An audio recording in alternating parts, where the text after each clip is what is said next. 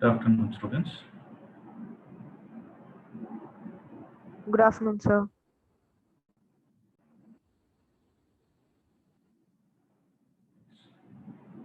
So we'll get started.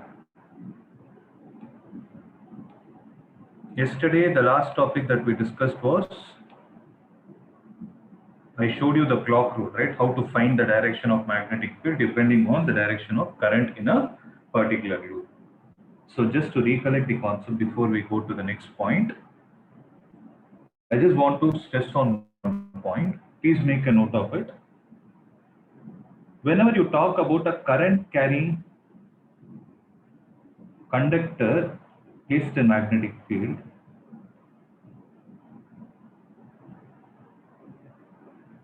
okay, when you talk about a current carrying conductor placed in magnetic field, it experiences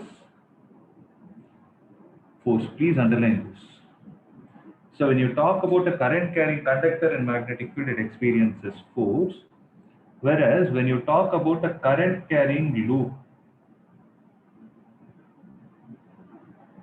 so if you see the word loop, current carrying loop in magnetic field experiences torque. Okay, so this is a very important point to be noted. Please make a note of these two important points.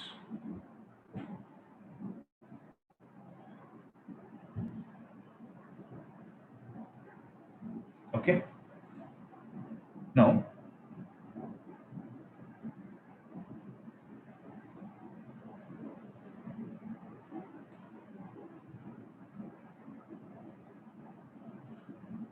the topic that we are going to discuss are, Can you show the statement again? yeah, sure, just a minute.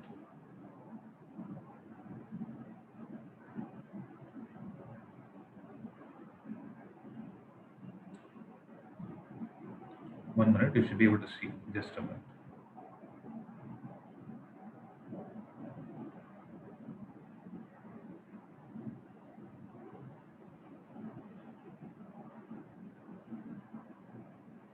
Sorry, there is some delay.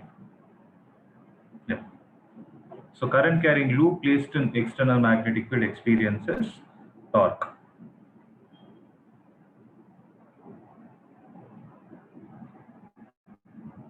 Okay. Yes, sir. Thank you. Yes. Now see, the next topic that we are going to discuss is torque on current loop or magnetic dipole. Yesterday itself I told you one important point, that a current carrying loop acts as a magnetic dipole.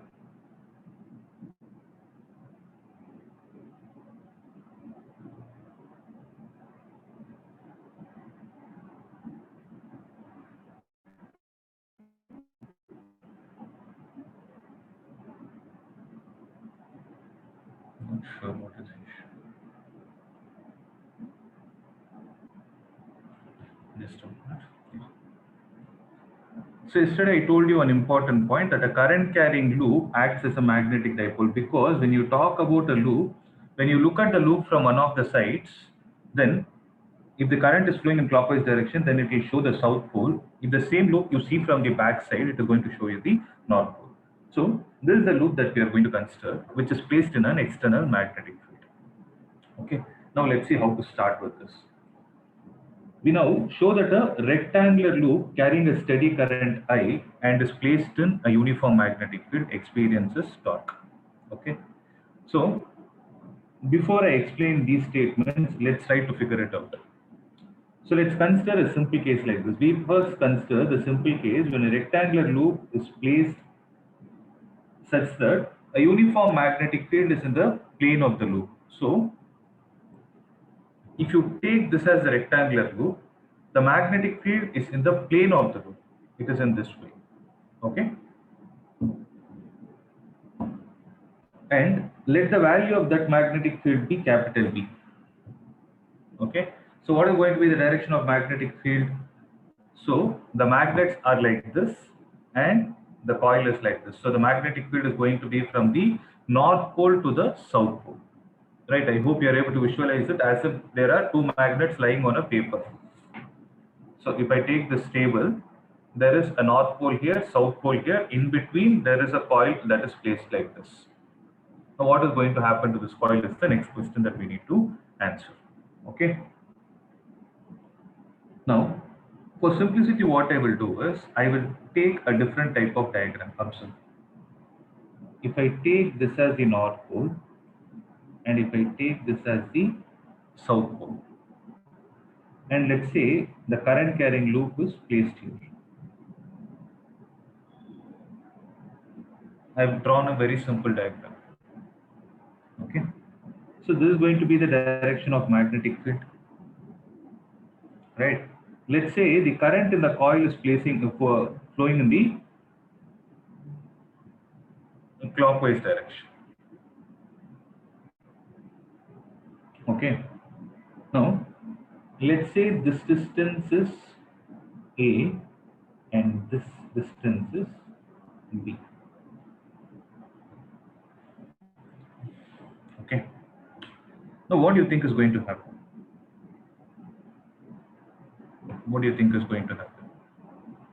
So, this rectangular coil is made up of 4 conductors, right?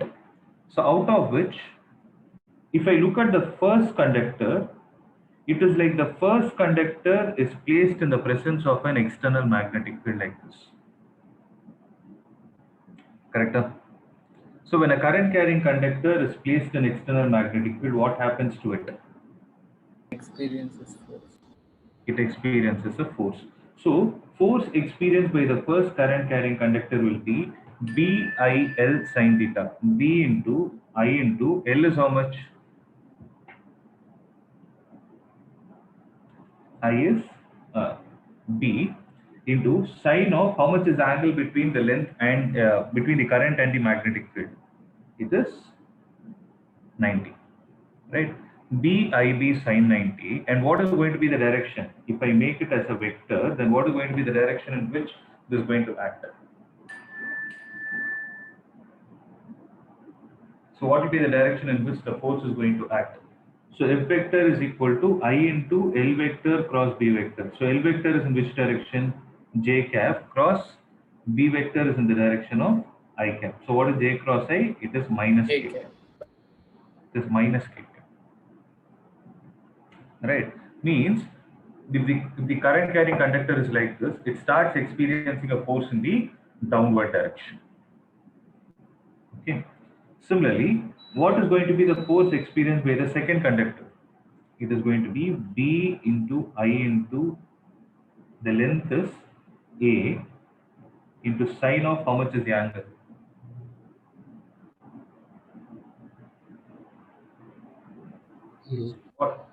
What is the angle between? 0, sir. Sine 0, that's right. So it is going to experience a 0 force. Similarly, what is going to be the value of F3? F3 will also be B into I into B into sine of how much is the angle? It is still 90 degrees, but what is going to be the direction of force? K cap. That's right. So it will be the direction of K cap. So this is F3 vector. What about F4? F4 is B into I into A into sine of how much is the angle? I is in the leftward direction, B is in the rightward direction. Hence the angle is going to be 180. So sine 180 is also going to give you 0. So F3, F2 and F4 are 0, whereas F1 and F3 are going to have some magnitude. So if I ask you what is the net force that is acting on this, is it not the sum of all these forces?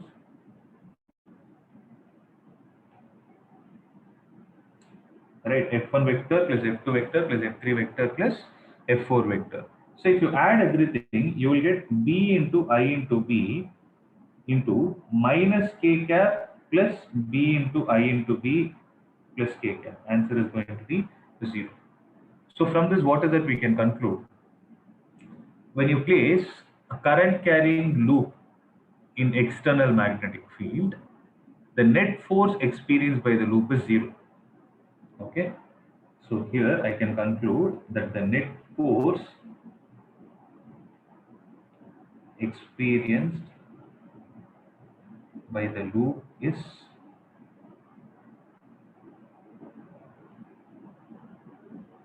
zero. That's it.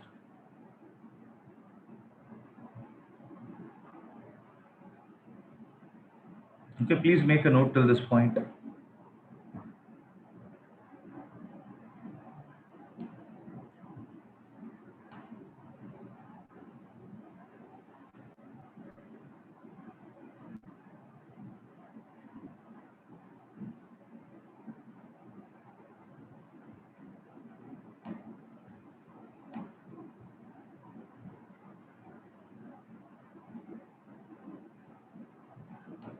Let me know once you're done.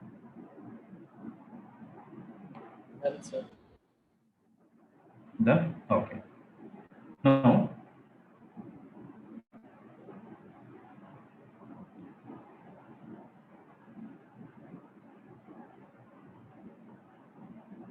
the next question that we are supposed to answer is, what about the torque experienced by each side?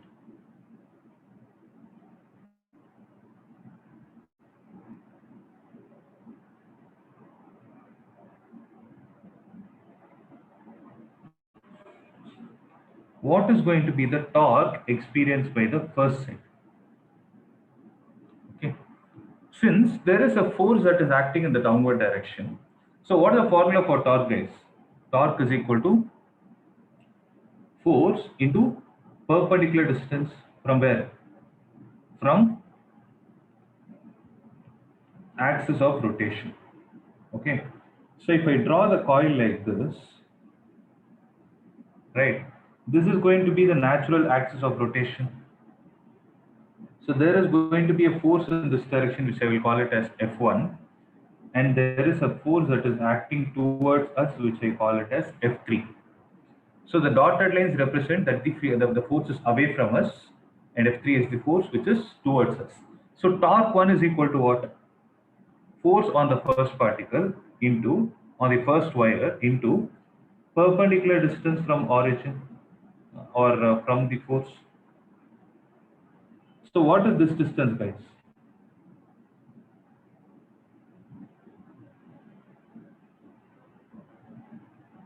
A by 2.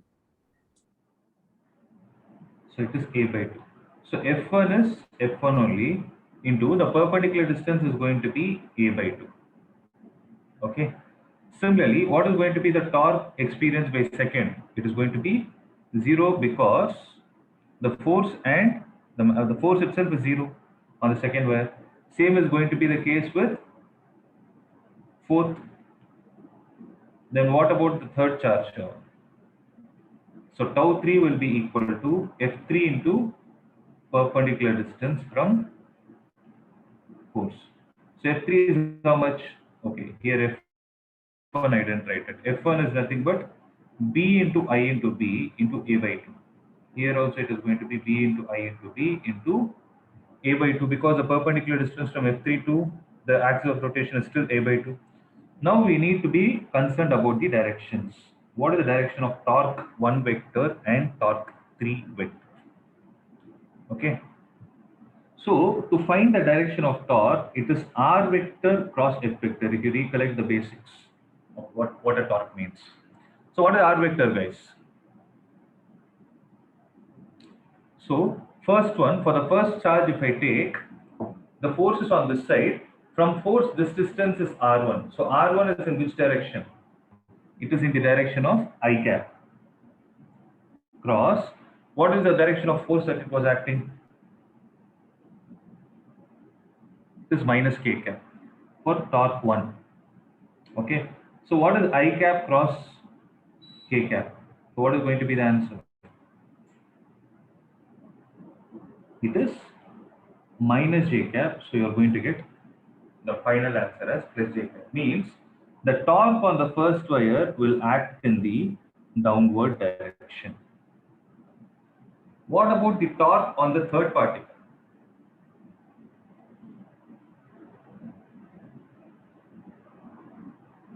What about Minus the, J cap.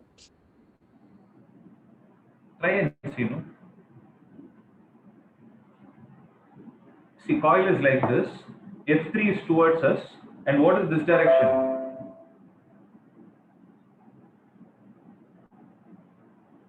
I cap, sir. This direction. Minus I cap. This is minus I cap. So torque 3 will be in the direction of minus I cap cross. What is the direction of force in this case? It is in the direction of plus K cap. So minus I cross K is still going to be J cap. So here what is that we need to understand is, though the forces are acting in opposite direction, the torques are going to act in the same direction, as a result of which the object starts revolving. Because that is a topic, no? So that is our topic, right? So what is going to be the net torque? So net torque is equal to torque experienced by the first plus torque experienced by the third. So how much is going to be the answer? B into I into B into A by 2 in the direction of J cap plus B into I into B into A by 2 in the direction of J cap. So what is going to be the answer? B I B into A into J cap. So, but what is this A into B, guys? What point did we consider? We considered a rectangular point, right? So B into I into A in the direction of J cap. So if I have to write only in terms of magnitude, it is going to be B into I into A. So have this in your mind. Okay. Now, if coil has N turns, so if the coil has N turns, then torque will be equal to NBI into A. Okay. Then this N into I into A is called as capital M, and B is B only. This capital M is what is called as magnetic dipole moment. Okay. This N into I into A is what we call it as the magnetic dipole moment. And B obviously stands for the magnetic field. Okay. So the more generalized formula for this is, so general formula for torque is given as NIBA into sine theta, where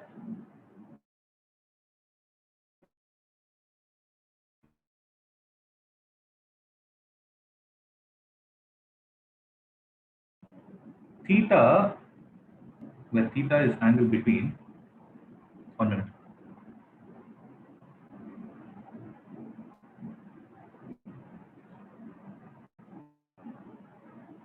Where theta is angle between magnetic dipole moment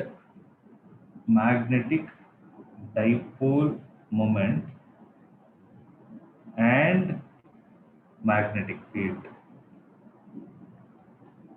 Okay, so this is what theta is. So please make a note of this point.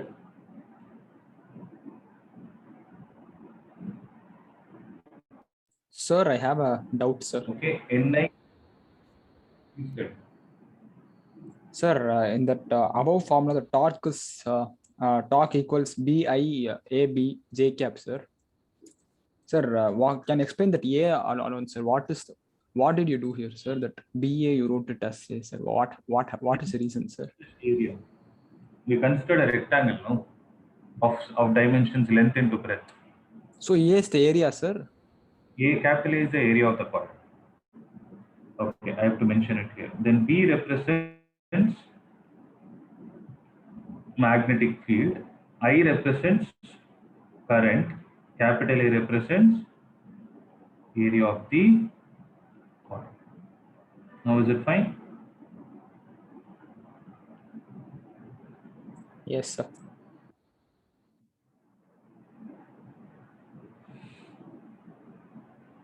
See, I couldn't derive the generalized formula because we could have derived it, but you need to do a lot of visualization.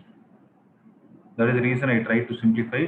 And we got the answer as MB here because the angle between the magnetic dipole moment and B is 90 degrees for the case that we have considered. That is why I wrote the general formula for torque as NIB into A sin theta, where theta is the angle between the magnetic dipole moment and the magnetic field.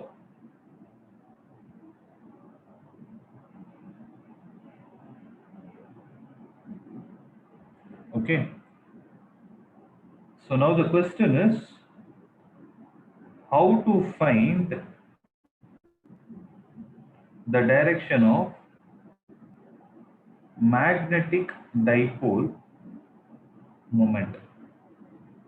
Okay. How to find the direction of magnetic dipole moment? It's very simple. Curl the fingers of your right hand in the direction of current across a loop. I'm not talking about a current carrying conductor because current carrying conductor, which is an open conductor, will not have any magnetic dipole moment. Magnetic dipole moment will exist only for a magnetic dipole, means it should be a loop. Okay, curl the fingers of your right hand in the direction of current across the loop and extend the thumb. So direction in which thumb is extended gives the direction of dipole, gives the direction of magnetic dipole moment. Okay, so this is the generalized way to find. Please write it down, I'll tell you. Alternators. So first write down this point.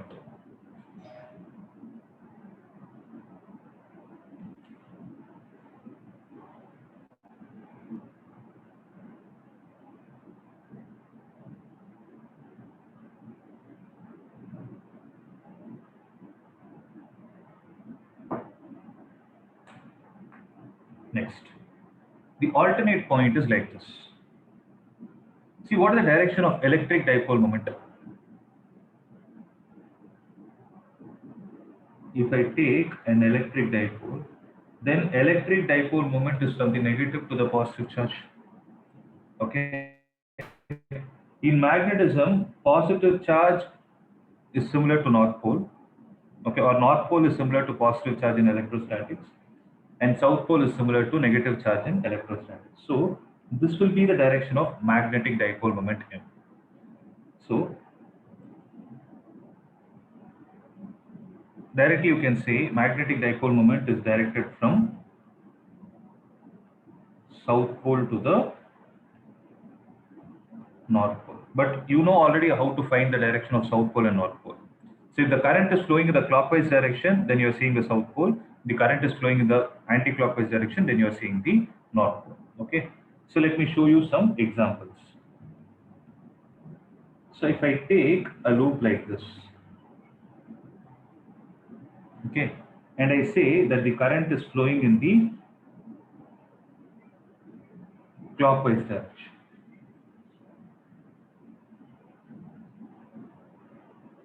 Okay, then you are seeing the south pole, right? Obviously, on the other side, it is going to be the north pole. Now, tell me what is going to be the direction of magnetic dipole moment? Is it into the plane or out of the plane?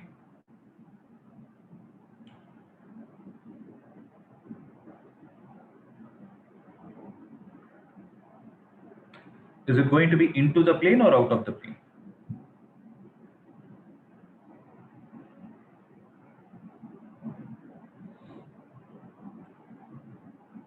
It's very simple. What did I say? You drew this on your book, right? So keep your book horizontally. Take your right hand. Just take your right hand and start curling the fingers in the direction of current. So here the current is in clockwise direction. So curl the fingers of your right hand and extend the thumb. It is, how is it? It is into the plane of the paper, right? And is the second statement also getting satisfied? It is always directed from the south pole. You are able to see the south pole, and the north pole is on the back side. So that is the direction of magnetic dipole moment. So I put an into mark here, and I represent that as the direction of magnetic dipole moment. Okay. Similarly, if the current is going to flow in the anti-clockwise direction, what will happen?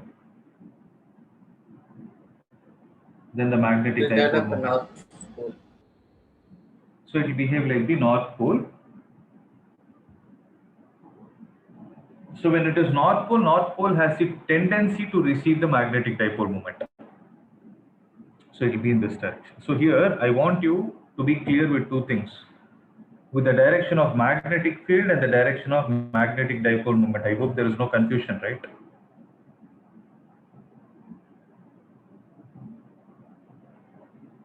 Because we are using the right hand thumb rule for both the scenarios. You should not get confused with both. So if you have a current carrying conductor and you want to find the direction of magnetic field using right hand thumb rule, you will first extend the thumb and then curl your fingers. Whereas using the same right hand thumb rule, if you want to find the direction of magnetic dipole moment, then you will first curl the fingers and then extend the thumb. Okay, you need to be very clear with this point. So having all these points in mind, let's try to solve a problem.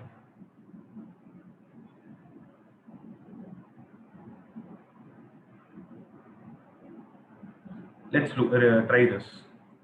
So we have a 100 turn closely wound circular coil of radius 10 centimeter, which carries a current of 3.2 ampere. So first let's take the data. N is equal to 100.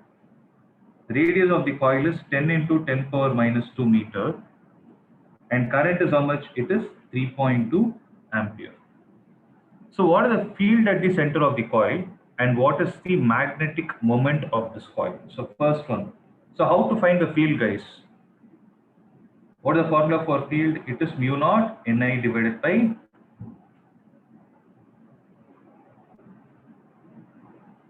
two R, right? So using this formula, you can find the magnetic field. Second point, they're asking what is a magnetic moment. So what is the formula for magnetic moment? Just now I told you. It is the number of turns multiplied with current and area. NBIA.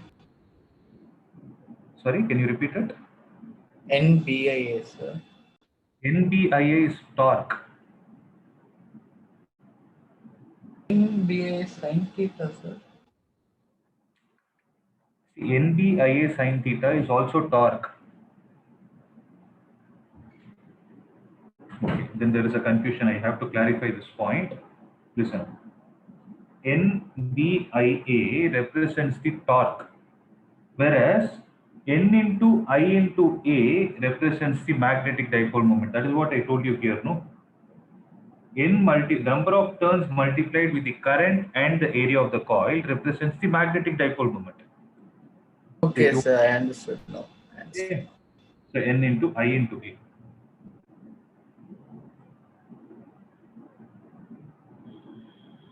So N into I into A means 100 into I is how much term? 3.2 into area, you can do pi r square. Solve it, you will get the answer. R value is also there. This part I am leaving it to you. Okay. Next. The coil is placed in a vertical plane and is free to rotate about a horizontal axis which coincides with the diameter. Okay. If I have to show you what exactly it means. So the coil is placed like this and it is free to rotate about the horizontal axis, means the coil is rotating like this. Okay, coil is rotating like this. A uniform magnetic field of 2 Tesla in the horizontal direction exists such that initially the axis of the coil is in the direction of field. Initially the axis of the coil is in the direction of field, means it is like this. Okay, 1 minute. So it is placed in a vertical plane, right? So vertical plane means the axis of the coil is in the direction of field. Yes. So it is like this. So it is revolving in this way. Okay. Initially, the magnetic field and the axis of this coil are in the same direction.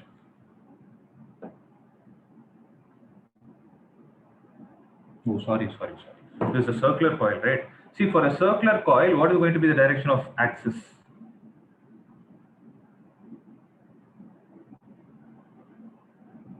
See, this is a very important point, guys. I want you all to concentrate.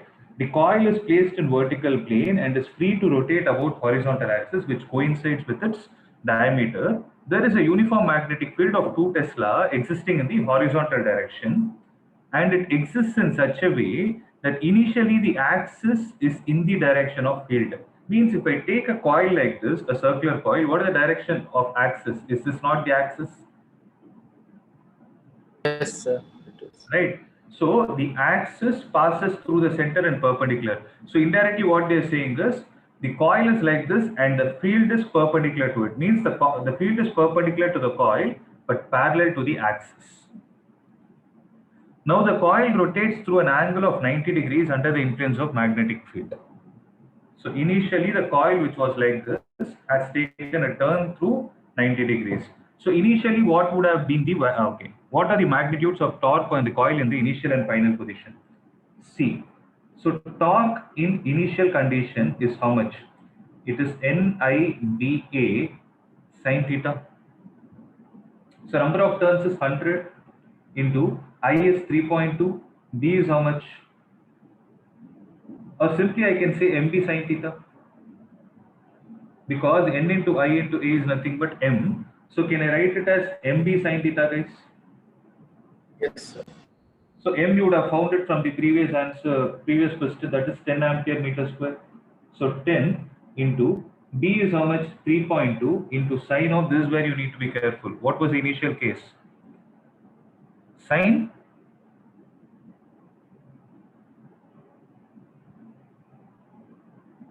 There is 0 no- degrees, sir. It is 0 degrees. Why? Because in this case, in the case where the current is flowing in the coil, let's say it is clockwise direction for time being, okay? Let's say the current is in the clockwise direction, then how are we supposed to find the direction of magnetic field? Curl the fingers of your right hand in the clockwise direction, then the thumb will give you the direction of the magnetic dipole. So it is going to be 0 degrees. Sometimes if you take the current in anti-clockwise direction, it will be 180 degrees. Both are right. So it can either be sine 0 degrees or 180 degree. Answer is going to be 0. So initially there was no torque acting on the particle, but what happened in the final scenario? It was 10 into 3.2 into, how much is the value? Sine of 90 degrees. Right, it is 32 into 1. So 32 Newton meter is the answer. How much is the current here? Oh, sorry. Magnetic field is 2 Tesla, right? I wrote the value of current, I'm sorry.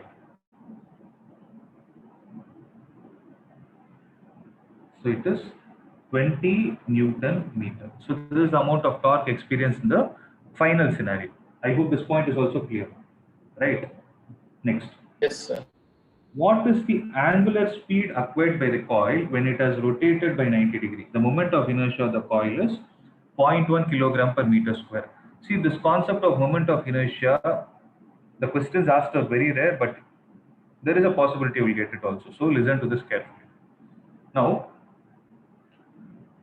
what did they say? What is the angular speed acquired by the coil when it is rotated through 90 degrees? Means the particle is undergoing an oscillatory motion. Rather than saying oscillatory, it is undergoing a periodic motion. It is going to continuously revolve, right? So for that periodic motion, there is going to be a certain amount of frequency that is going to exist. When there is a frequency existing, obviously there is going to be some angular speed. Okay. So when the coil, which was initially like this, when it has turned to 90 degrees, what is the speed it has acquired is the question. So how to solve? See, little bit technical, concentrate guys. We know that torque is equal to I alpha, where I stands for the moment of inertia. Here I doesn't stand for current. Okay, that is the reason. Look at the way they have written I. Okay, so torque is equal to I into alpha. But what is the formula of torque here? It is mb sine theta is equal to I into, what is the value of alpha? Alpha is d square theta divided by dt square. Right? So this is one way of writing, or I can write it as d omega divided by dt. Am I clear, guys? Right? Now listen. mb sine theta will be equal to I into d omega by dt. I can write it like this: d omega by d theta into d theta divided by dt. Correct? Did you understand what I did? I just divided with d theta and multiplied with d theta. When you do that, what are you going to get? So what are all the parameters you already know? M you know, B you know, theta you know. Theta is the angle through which it has made a revolution. Right? I you know, d omega you know. What is d theta by dt called as? What is d theta by dt called as, guys? Is it not called as omega? Angular displacement. Angular velocity, angular speed actually. Okay. So mb sine theta will be equal to omega into I into d omega by d theta. Now what will happen is, take the d theta to the other side, then mb sine theta into d theta is equal to I into omega into d omega. Integrate on both the sides, what are you going to get? So initially theta was 0, omega is 0. Finally, let's say omega is omega only, and the angle through which it has revolved is pi by 2. So what are all constants, guys? mb is a constant. What is integral of sine theta? Minus cos theta between 0 to pi by 2 is equal to I is constant into, what is the value of omega d omega? Integral of omega d omega. It's going to be omega square by 2 between 0 to omega. Now when you substitute the limits, you will get mb into cos 0 is 1 is equal to I into omega square by 2. Okay. What are they asking? They are asking omega, right? So moment of inertia is 0.1. Yes.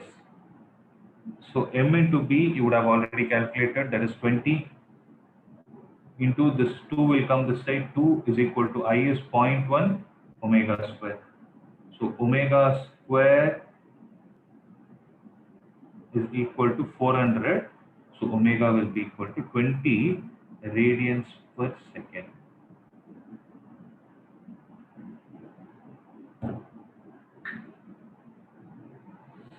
I know it is slightly technical, but it's worth noting it.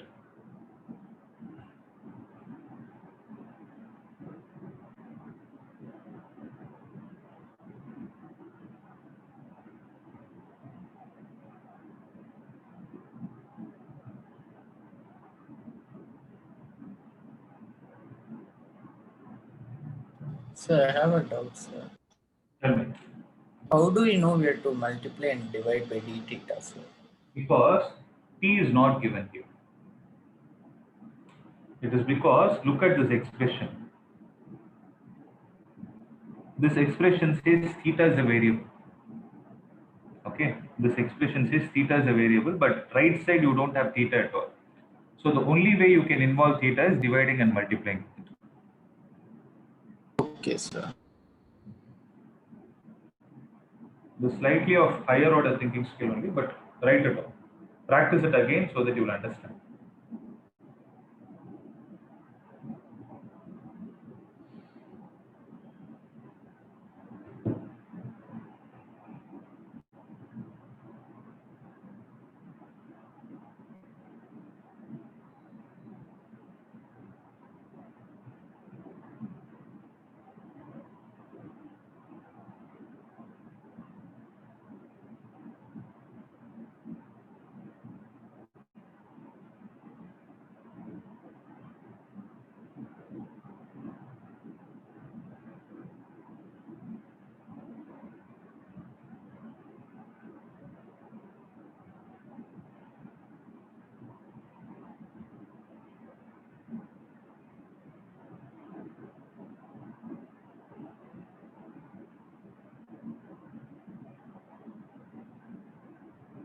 Okay, done?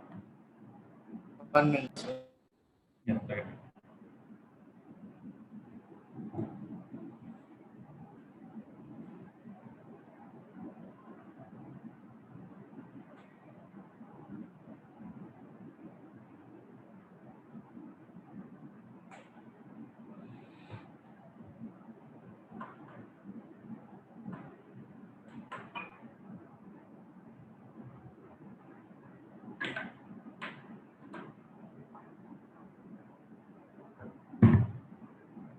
Done, sir.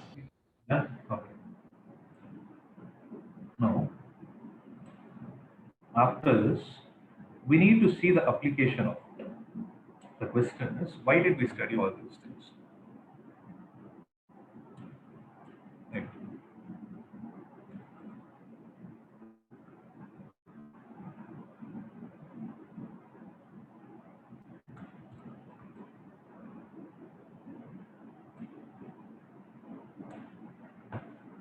Right. So now I'm going to show you the application of it. Listen to this.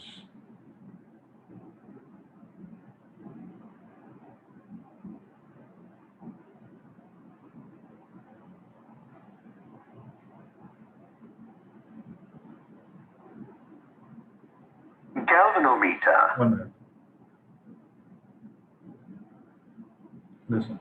Are you able to hear it?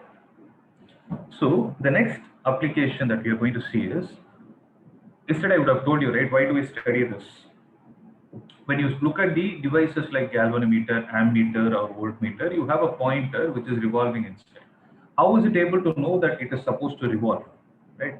That is all happening because we took the principle that a current carrying coil, when it is placed in external magnetic field, will start experiencing torque. Torque will always cause a rotational effect.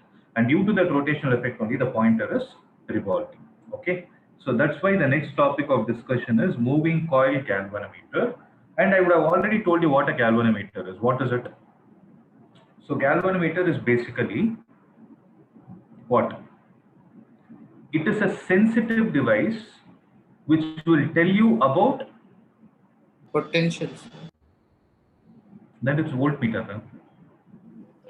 Whether the current is there or Current flowing. Yes, a galvanometer will tell us whether current is flowing in the circuit or not. Means it will be able to detect the presence of current. So the next question that arises is, will it be able to measure it? Answer is no. Okay. So it will not be able to measure, but by doing slight modifications, yes, you can convert a galvanometer into an ammeter, because an ammeter and a galvanometer have nearly similar circuits, except some minor rearrangements. That's it. Okay. So as of now, we are going to concentrate on a device called as a galvanometer, and most commonly it is called as a moving coil galvanometer because the coil keeps revolving. That's the reason why it has got a moving coil galvanometer, and some places they call it as Western galvanometer. WESTON, Western galvanometer. That is also there. Okay. Now what we are going to see is an analog one, not a digital one. Okay. So I hope you are able to see the screen. Just see. Galvanometer. A galvanometer is a device used to detect current. With appropriate modification, it can be converted into an ammeter, which can measure currents of the order of an ampere, or milliammeter to measure currents in the range of milliamperes, or microammeter to measure microamp currents. Construction. A light rectangular frame on which. So you are able to see this, right? There is a light rectangular frame on which there is a thin coil of copper which is wound. Okay.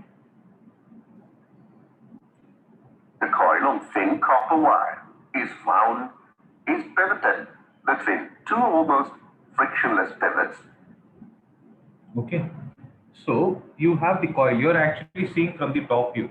If you look at it, the coil will be wound like this. If you imagine there is a cylinder in my hand and the coil is wound like this, you're actually seeing from the top view. That is why you are able to see only this portion. You're able to understand. So to that portion, there is a pointer that is connected. The red color pointer is pivoted. It's hinged at that point, due to which it will be able to revolve. Okay. and you're able to see two magnets, right? Those two magnets are the ones which are going to produce the necessary magnetic field. Okay, and if you see, those magnets take the shape of a concave. They are concave shaped magnets. Okay, and why there is a concave shape used is because these concave shaped magnets generate a field called as radial magnetic field. So radial means they are always directed towards the center of that concave structure. Okay, have all these points in mind, and now look at this video. And placed between cylindrical poles of a permanent magnet so that it can freely rotate in the region between the poles. The poles are suitably shaped, and the small soft iron cylindrical cone is placed at the axis of the coil, free from the coil, to obtain uniform magnetic field. When the current is passed through the coil, a torque acts on it and is deflected.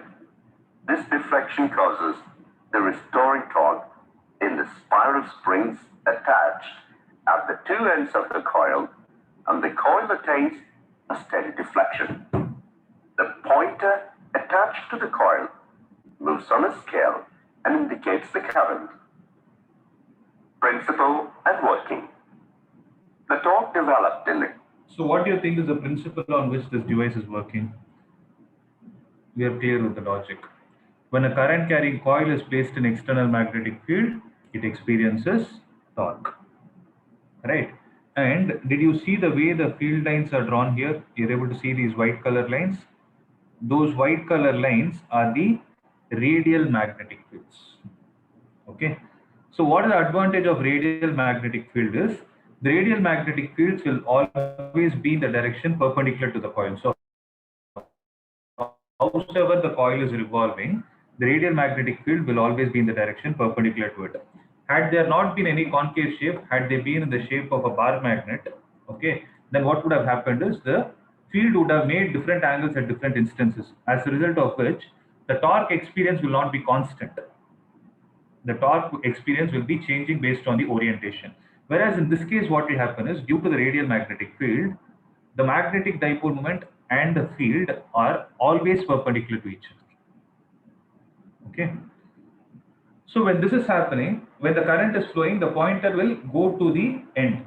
Let's say it's stopping at 10, wherever I place this cursor. Okay. Now when the current is removed, what is it supposed to do? It will come back to the center, sir. Come back to its original position, that is 0. That is the meaning, right? Or else there is a defect in the device. So for that to happen, what will be placed is, you're able to see these lines that are placed, the spiral lines. So Yes, it's called, sir. they're called as spiral springs. Okay. So when the pointer is revolving to the right, there will be some restoring torque that is developed in the hair springs. Okay, in the springs, and once the current is removed, the hair springs will bring back the pointer to 0 position. You're able to understand? So this is what the derivation is all about. So let's see. Now you observe it.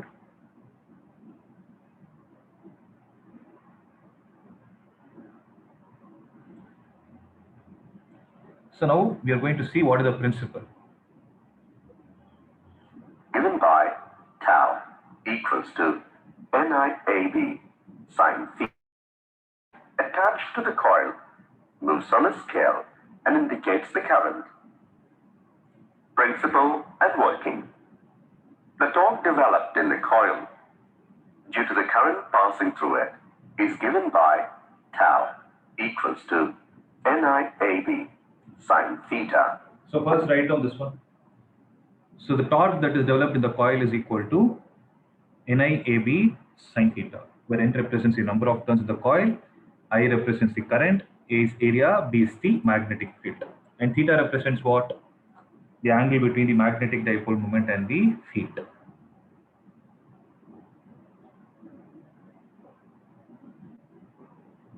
Where N stands for number of turns in the coil, I stands for current through the coil, A stands for area of the coil, B stands for magnetic intensity of the field, and theta stands for angle between area vector of the coil and the direction of magnetic intensity.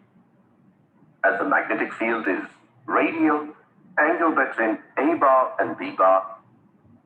So write down this point. So you will always get a 1-mark question based on galvanometer like this. What is the advantage of having a radial magnetic field in it? So because of the radial magnetic field, the angle between the areal vector and the magnetic field is always 90. So when it is always 90, then the torque will be maximum always.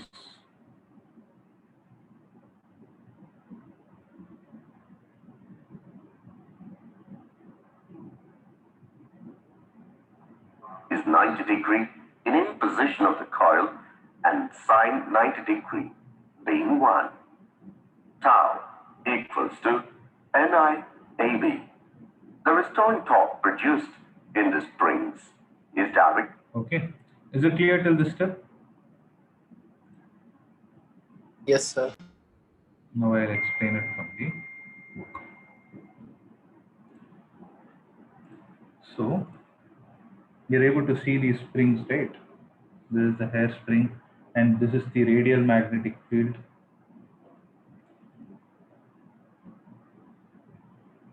The soft iron core on which there is a coil that is wound. Okay, so it is given here, see, uniform radial magnetic field. Now what will happen is torque is how much? NIAB sine theta. But due to the uniform radial magnetic field, what will happen? Theta is 90 degrees always. So when you take this and substitute it here, torque will be Ni into AB, which is nothing but the maximum value always. Let me call this as 1. But due to this torque,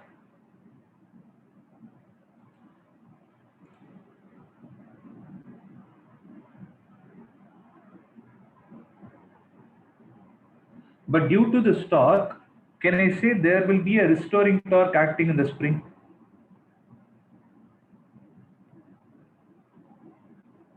So what will be the formula for restoring torque acting in the spring? It is given as K into phi, where K represents the torsional constant and phi represents the amount of deflection. Okay, let me call this as 2.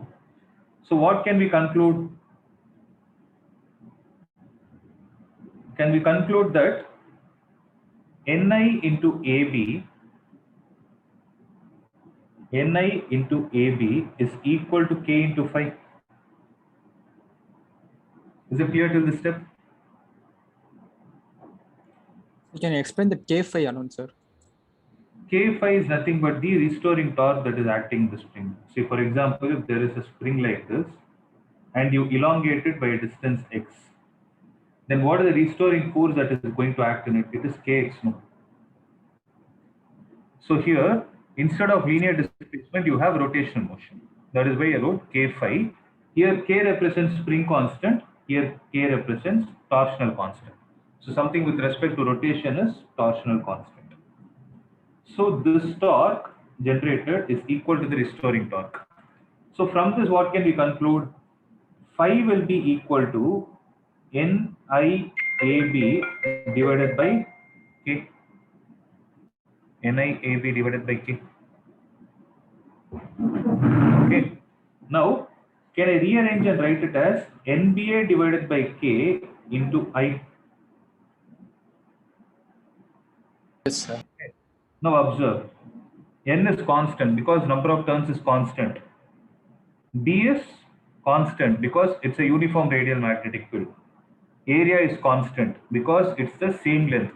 The length of the cylinder is fixed and the coil is going to be of the same length. What about K? It is also a constant. So from this, can I conclude that the deflection produced in the galvanometer is directly proportional to current, guys? Means you pass more amount of current through it, you can see more amount of deflection. That is the main point. Does it make sense? Yes, sir. Now see. So phi is equal to NBA divided by K into I. So if you write phi by I, then it is going to give you NBA divided by K, right? So the ratio of deflection to the current that is passed is always a constant, and this parameter is called as current sensitivity. Okay. So the current So I didn't understand. How is NBA by K a constant, sir? because n is number of turns, B is constant uniform radial magnetic field, area of the coil is constant, and K is a torsional constant. Okay, sir, I understood. Each parameter is a constant, hence the whole expression is constant. So phi by I, the amount of deflection produced per unit ampere of current that you send through the circuit is what is called as the current sensitivity of that particular galvanometer. Okay. So this is current sensitivity. If you write the reciprocal of it, I divided by phi, that will be K divided by NBA, and this parameter is nothing, it's a reciprocal of current sensitivity, right? And this parameter is called as figure of merit. Okay, it's called as figure of merit, and you will be doing an experiment in your lab to calculate the figure of merit of a galvanometer. Okay. So this is the introduction to all these terms, the current sensitivity and figure of merit. The significance of this, I'll explain it in the next class. So before that, I want you to revise and come because we are going to discuss something important tomorrow. That is how to convert a galvanometer into an ammeter and voltmeter. So you need to have a clarity of these terms first. Okay. Is there any other doubt from today's class?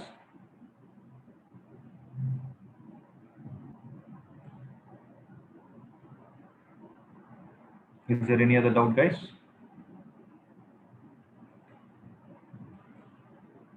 No, sir. Okay.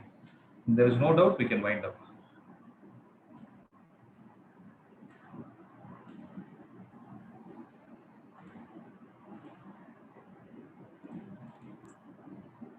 Thank you.